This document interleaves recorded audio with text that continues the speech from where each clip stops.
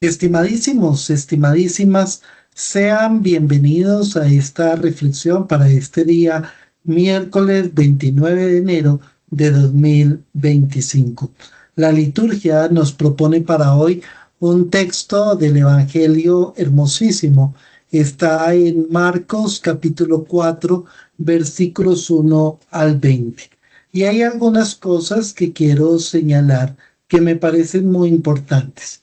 En primer lugar, nos encontramos con Jesús que nos narra una parábola en donde se nos dice que hay un sembrador que va a empezar a sembrar. Y aquí hay una cosa muy interesante porque yo recuerdo alguna vez escuchando a un maestro cuando hablaba de la parábola del buen pastor, que decía Jesús no es un buen pastor, es un pastor bueno. Un buen pastor nunca abandona a 99 ovejas por una que se pierde porque está colocando en riesgo a todo el rebaño. Él no es buen pastor, él es pastor bueno. ¿Y por qué traigo esa enseñanza hoy? Porque también nos encontramos con un sembrador que no es un buen sembrador. Eso es algo ya paradójico. ¿Por qué razón no es un buen sembrador? Porque un buen sembrador realiza un trabajo previo, mira el terreno, estudia el terreno, lo prepara, lo mueve, lo abona, suelta la tierra, escoge la semilla, analiza qué semilla sirve para ese terreno, saca las piedras, saca las rocas, arranca la maleza para que realmente pues el cultivo tenga el fin que debe tener y llegue al fruto que debe dar y de los resultados esperados. En este caso no. Y esto es algo muy interesante. ¿Por qué razón Jesús no hace en la parábola? ¿Por qué razón el sembrador no hace ese trabajo previo? Por una razón muy sencilla, porque la tierra somos nosotros y porque el trabajo nos corresponde. Dios nos da todo de sí.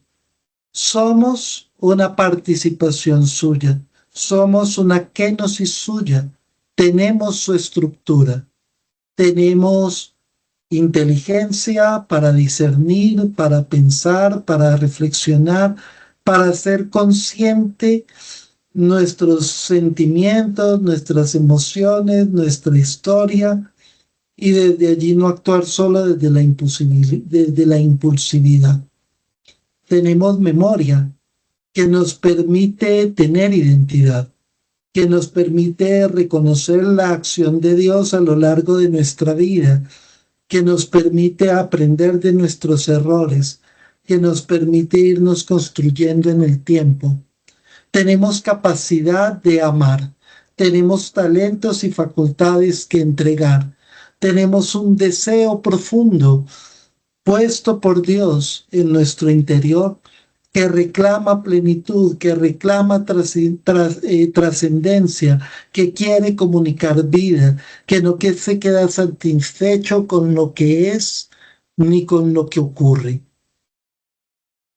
Pero de nosotros depende si abrazamos las facultades y las orientamos a ese fin, o si por miedo ocultamos los talentos y nos quedamos en el miedo, o si nos quedamos en la culpa y nos destruimos, o si simplemente nos quedamos en egos deformados que terminan haciendo que todos los dones y facultades que nos fueron dados terminen desorientándose y terminen simplemente quedándose en una alimentación de un pobre ego distorsionado.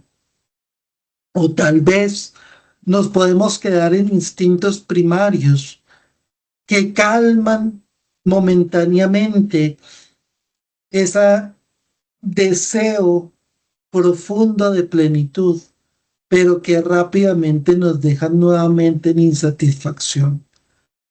Por ende, Dios no puede hacer por nosotros el trabajo que tenemos que hacer.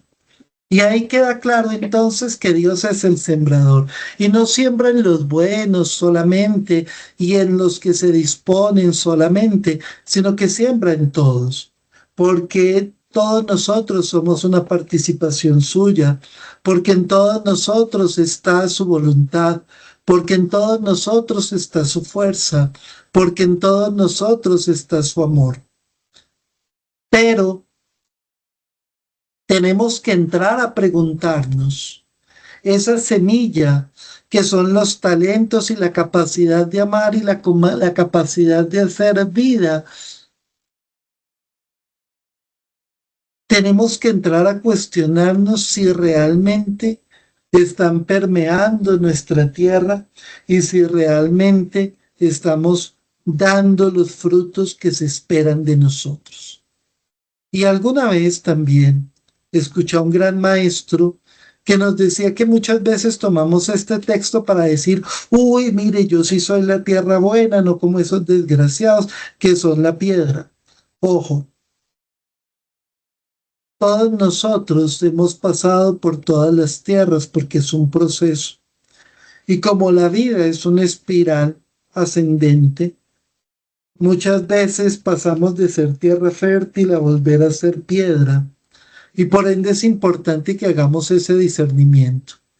El texto se nos dice que el sembrador sale a sembrar y que parte de la semilla cae al borde del camino y allí vienen los pájaros y se la comieron.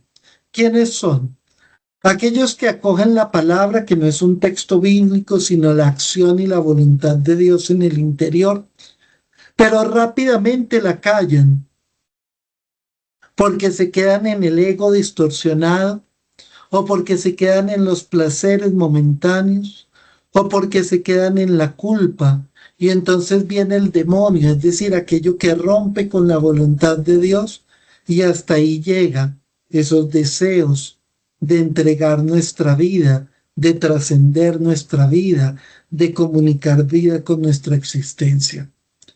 Resulta que hay otra que cae, dice el texto, en un terreno pedregoso donde apenas tiene tierra, pero como no es profunda, brota enseguida, pero le falta nutrientes y se seca.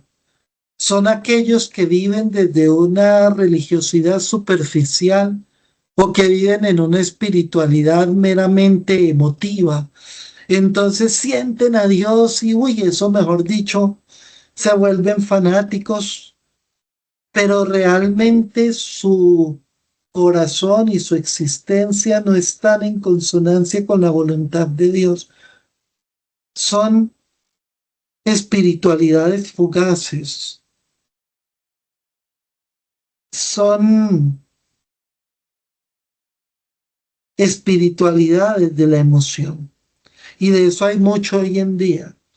Y no quiero echar vainazos, pero, ay, que es que aquí sí hablamos en lenguas y los dones y el descanso y se cayó y se desmayó y aquí sí sentimos y cantamos y fluimos y alabaré. Y nuestra vida no se abraza, no se acoge, no se asume y nuestros talentos no se desarrollan y no desarrollamos la vida y no comunicamos vida, sino que todo lo contrario, caemos en reuniones emotivas, pero cuando llegamos a nuestros escenarios somos total oscuridad. Otra parte, dice el texto, cayó en abrojos. Los abrojos crecieron y la ahogaron y por ende tampoco pudo dar grano. Son los inconsistentes, son los que comprenden verdaderamente la voluntad de Dios, pero cuando llegan momentos difíciles, cuando hay que rompernos también por el otro, cuando hay que amar al enemigo, cuando hay que realmente vivir lo que nos pasa desde la voluntad de Dios, cuando llegan los momentos difíciles y en donde debemos vivirlos desde la posibilidad, desde el aprendizaje y desde la esperanza, nos derribamos.